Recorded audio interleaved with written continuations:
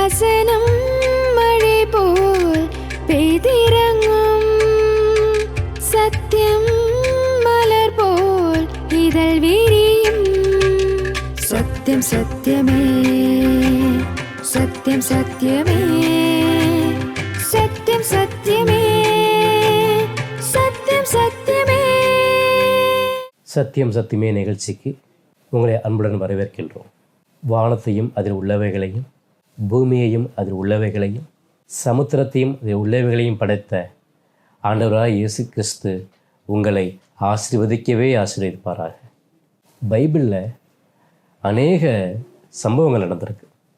இயேசு கிறிஸ்து பிறந்தது ஒரு வரலாற்று சம்பவமாக பார்க்கப்படுது. அவருடைய பிறப்பு ஒரு ஆச்சரியத்தக்க வகையில் இருந்தது. அவருடைய இறப்பு ஒரு ஆச்சரியத்தக்க விதமாக இருந்தது. அவர் செய்த அற்புதங்கள் அதுவும் ஒரு ஆச்சரியத்தக்க விதமாக இருந்தது. அவர் செய்த அதிசயங்கள் அதுவுமே ஒரு ஆச்சரியப்படத்தக்க விதமாக இருந்துச்சு. அப்படி நடந்த ஒரு சம்பவம் தான் இப்போ நம்ம பார்க்க போகிறோம். ஆண்டவராக இயேசு கிறிஸ்து இந்த நாட்களில் ஒரு சம்பவம் நடக்குது. அது என்ன சம்பவம்னு பார்க்கும் பொழுது மத்தேயு 8ஆம் அதிகாரம் 5 முதல் நான் வாசிக்கின்றேன்.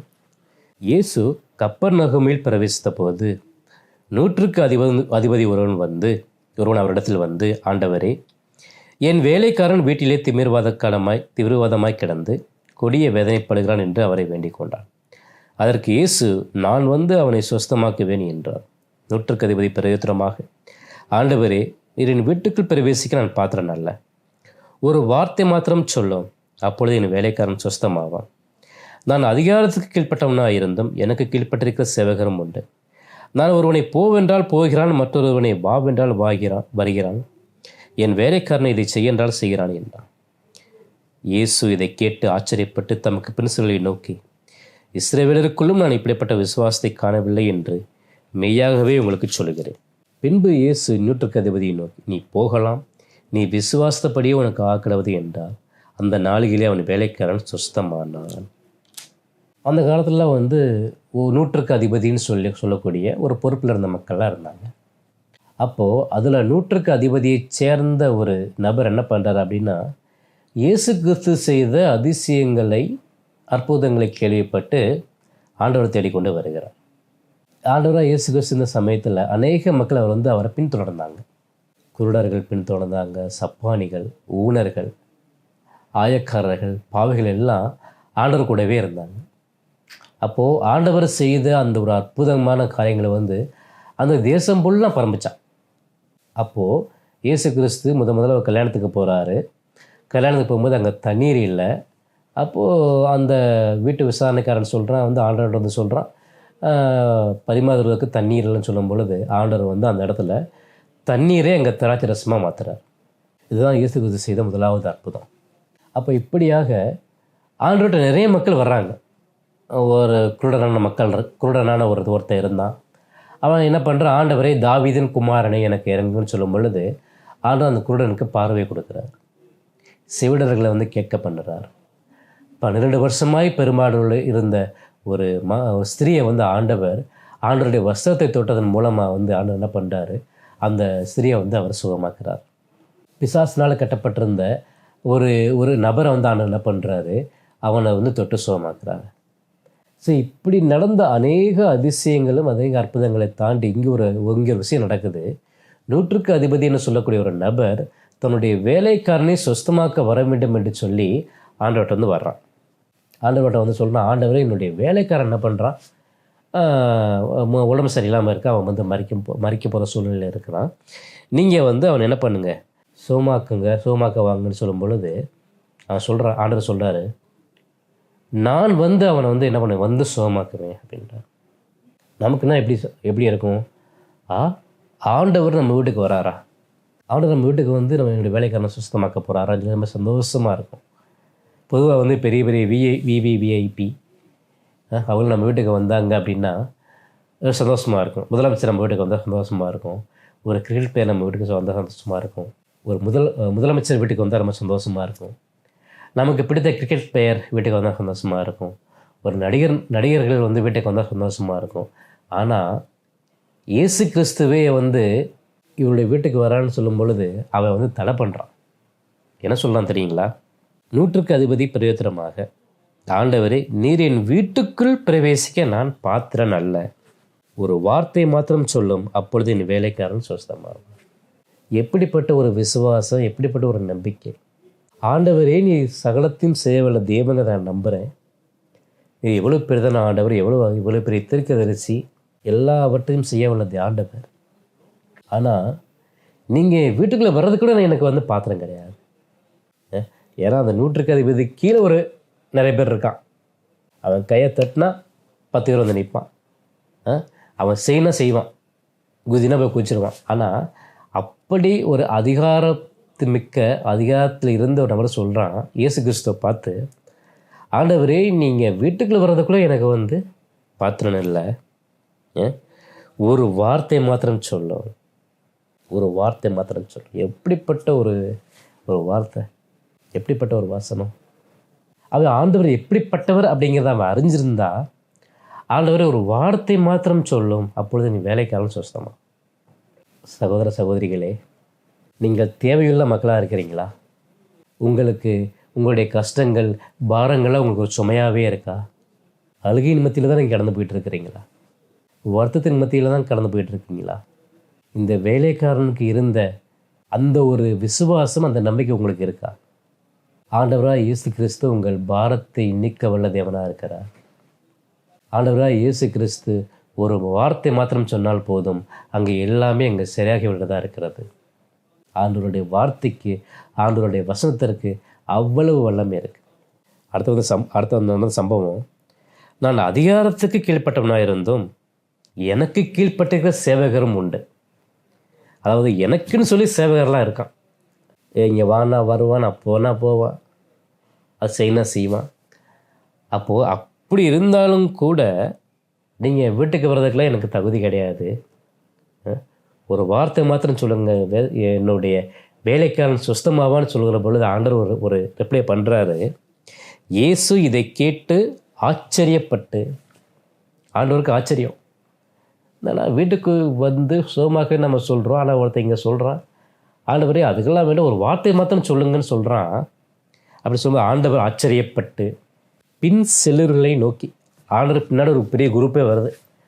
ஆண்டவர் செய்த அற்புதங்களை பார்ப்பதற்காக, ஆண்டவர் செய்த அதிசயங்களை பார்ப்பதற்காக, ஆண்டவர் செய்கிற நன்மைகளை பார்ப்பதற்காக, ஆண்டவரே விசுவாசித்து ஆண்டவரை ஃபாலோ பண்ணுற சீசர்கள் கூட்டம் ஒரு பக்கம் இருக்கும்போது, அவங்கள பார்த்து ஆண்டவர் சொல்கிறாரு, இஸ்ரவேலருக்குள்ளும் நான் இப்படிப்பட்ட விசுவாசத்தை காணவில்லை அப்படின்னு சொல்கிறார்.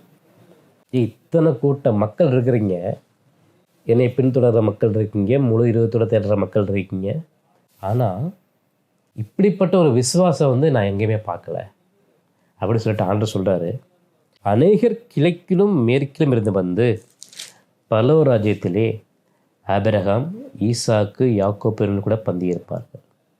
ராஜ்யத்தின் புத்திரரும் புறம்பே எல்லாம் இருப்பார்கள். அப்போது இந்த உலகம் எவ்வளோ பெருசு, எவ்வளோ ஒரு என்ன முடியாது. இந்தியாங்கிறது ஒரு பெரிய ஒரு நாடு. இந்தியாவை தாண்டி அநேக ஆப்பிரிக்க நாடுகள்லாம் இருக்குது, கம்யூனிஸ்ட் நாடுகள் இருக்குது, ஐரோப்பிய நாடுகள்லாம் இருக்குது. உலகம் எவ்வளோ பெருசு! கிழக்கிலும் மேற்கிலும்னு சொல்லும் பொழுது இந்த உலகத்தில் உள்ள கோடிக்கணக்கான, லட்சக்கணக்கான, மில்லியன் கணக்கான மக்கள் யாராக இருந்தாலும் சரி, ஆண்டவராக இயேசு கிறிஸ்து சொந்த ரட்சகராக ஏற்றுக்கொள்ளுகிற, ஆண்டவரை ஏற்றுக்கொள்ளுகிற மக்கள் ஆண்டவர் என்ன பண்ணுறாருன்னா, அவங்கள வந்து தன்னுடைய பிள்ளையாக மாற்றுறார். யார் ஒருத்தங்கள்லாம் இந்த வார்த்தையை விசுவாசிக்கிறாங்களோ, இந்த வசனத்தை விசுவாசிக்கிறாங்களோ, அவங்கள இயேசு கிறிஸ்து என்ன பண்ணால் அவங்களுடைய பாவங்களே மன்னிக்கிறார். அவங்களே வந்து தன்னுடைய சொந்த பிள்ளையாக வந்து அவரை வந்து ஏற்றுக்கொள்கிறார். அடுத்து, பின்பு இயேசு 100க்கு அதிபதியை நோக்கி, நீ போகலாம், நீ விசுவாசப்படியே உனக்கு ஆக கடவுது. அந்த நாளிகையிலே அவன் வேலைக்காரன் சொஸ்தமானான். பாருங்க, ஆண்டவரே வீட்டுக்கு வர வேண்டாம், ஒரு வார்த்தை மாத்திரம் சொல்லுங்க ஆண்டவரே, அவன் சரியாயிடுவான். ஆண்டவர் மேலே அவன் வச்ச நம்பிக்கை இவ்வளோ ஒரு பெருசுங்க. ஆண்டவரே ஆச்சரியப்பட்ட ஒரு நபர் இந்த 100க்கு அதிபதி. நீ போகலாம், நீ விசுவாசப்படியே ஆக கடவுது. நீ என்ன விசுவாசிச்ச? ஆண்டவரே நீ ஒரு வார்த்தை சொன்னால் என்னுடைய வேலைக்காரன் சுகமாயிருவான்னு சொல்லி நீ என்ன விசுவாசிச்ச? ஆண்டவரே ஒரு வார்த்தை மாத்திரம் சொல்லும், அப்போது நீ வேலைக்காரன் சுஸ்தமாகனு சொன்ன இல்லைப்பா, நீ போகலாம், நீ விசுவாசத்தபடி ஆக கடவுது, உன் வேலைக்காரன் சுஸ்தமாவான். அந்த நாளிகையிலே அவன் வேலைக்காரன் சுஸ்தமான். இந்த ஒரு விசுவாசம் நமக்கு இருக்கா? இந்த விசுவாசத்தை மத்தியில் நம்ம கடந்து போகிறோமா? ஆண்டவர் செய்ததுலேயே அநேக காரியங்களை நம்ம பார்க்க முடியும். ஒரு வார்த்தை மாத்திரம் சொல்லும். நாங்கள் பிரசங்கிக்கிற, நாங்கள் சொல்லுகிற இந்த வார்த்தையானது ஜீவன் உள்ளது பிரியமானவர்களே. இந்த வார்த்தையானது வல்லமை உள்ளது. இந்த வார்த்தை உங்களுக்கு நீங்கள் இந்த பைபிளை நீங்கள் படிக்கும் பொழுது இது உங்களை ஊக்கப்படுத்தும். இந்த பைபிள் வசனம் உங்களை உற்சாகப்படுத்தும். இந்த பைபிள் வசனம் உங்களை தேற்றும். ஒவ்வொரு நாளும் இதை நீங்கள் படிக்கிற பொழுது ஆண்டவர் கூட பேசுவார். அந்த நோட்டுக்கு அதை பற்றி சொன்னா இல்லையா, ஒரு வார்த்தை மாத்திரம் சொல்லும் ஆண்டவரே. ஆண்டவருடைய வார்த்தைக்கு அவ்வளோ ஒரு வல்லமை இருக்குது சகோதர சகோதரிகளை. ஆண்டவருடைய வார்த்தைக்கு அவ்வளோ மகத்துவம் இருக்குது. பழைய ஏற்பாட்டில் ஆண்டவர் வெளிச்சம் உண்டாக கடவுதுன்னு தான் சொன்னார், வெளிச்சம் வந்துருச்சு. புல் பூண்டைகள் முளைப்பிக்க கடவுதுன்னு சொன்னார், வந்துருச்சு. காட்டு மிருகங்கள் நாட்டு மிருகங்கள்லாம் வரட்டும்னு சொன்னார், அதுவும் வந்துருச்சு. எல்லாம் ஒரு வார்த்தை, ஒவ்வொரு வார்த்தை. வார்த்தையினால் படித்த ஆண்டவர், வேர்ட் ஆஃப் காட்னு சொல்லி பார்க்குறோம். சகலத்தையும் வார்த்தையினாலே படைத்த ஆண்டவர். அவருடைய வார்த்தைக்கு அவ்வளோ வல்லமை இருக்கு. ஒரு தடவை சீசர்கள் கப்பலில் போயிட்டு இருந்தாங்க. இயேசு கிறிஸ்து தூங்கிட்டு இருந்தார். அப்போது கடும் புயல் மழை வருது. கப்பல் விட்டால் கவுந்துடும். அந்த மாதிரி மழை புயல் வரும்போது சீசர்கள் ஆண்டவரை எழுப்புறாங்க. ஆண்டவரே, நாங்கள் மடிந்து போகிறோமே, எங்களுக்கு என்ன பண்ணுங்க, எங்களை காப்பாற்றுங்கன்னு சொல்லும் பொழுது ஆண்டவரை எழுந்து, இறையாதே, அமைதியாக இரு அப்படின்றார். அவர் சொன்ன வார்த்தை நிமித்த அடுத்த செகண்டில் அந்த புயல், காற்று, மழை நின்றுச்சு. சீசர்கள்லாம் ஆச்சரியப்பட்டாங்க. இவர் எப்படிப்பட்டவரோ, காற்றும் கடலும் இவருக்கு கீழ்ப்படுகிறது. சகோதர சகோதரிகளே, ஆண்டவருடைய வார்த்தைக்கு அவ்வளோ வல்லமை இருக்கு. ஆண்டவருடைய வசனம் இருபுறமும் கருக்குள்ள பட்டயம்னு வாசிக்கிறோம். இருபுறமும் கருக்குள்ள பட்டயம் அப்படின்னா முன்னாடியும் குத்து, பின்னாடியும் குத்தும். ஏன்னா வாசிக்கிற உங்களுடைய இருதயத்தையும் கூட ஆண்டவருடைய வசனம் தொடும். ஆண்டவருடைய வசனத்தை வாசிக்கிற உங்களுக்கு ஆண்டவர் பேசுவார், உங்களை உற்சாகப்படுத்துவார், உங்களை வழிநடத்துவார். நாங்கள் அறிவிக்கிற இந்த இயேசு கிறிஸ்து உங்கள் பாவங்களை மன்னிக்க அவர் ஆயத்தமுள்ள தேவனாக இருக்கிறார். இன்றைக்கும் ஏன் இந்த நிமிஷம் கூட உங்களுக்கு ஒரு வாய்ப்பு இருக்குது. நம்ம வாழக்கூடிய இந்த பூமி, நம்ம வாழக்கூடிய இந்த வாழ்க்கை தற்காலிகமானது. ஆண்டவருடைய வசனத்தை நீங்கள் பிடித்து கொள்ளுங்க. ஆண்டவர் உங்களை பிடித்து கொள்வார். நிச்சயமாக உங்களை நித்தியமான ஒரு பரலோக தேசத்துக்கு உங்களை ஆண்டவர் என்ன பண்ணுவார், அழைத்து கொண்டு போவார். இந்த வசனம் உங்களை தேற்றட்டும். ஆண்டவருடைய வசனம் உங்களை உற்சாகப்படுத்தட்டும். கர்த்தருடைய நாமத்துக்கு இன்றும் என்றும் மகிமை உண்டாவதாக. இதை கேட்டுக்கொண்டிருக்கிற உங்களை ஆண்டவர் ஆசீர்வதிப்பாராக. ஆமென். சத்யம் சத்யமே, சத்யம் சத்யமே, சத்யம் சத்யம்.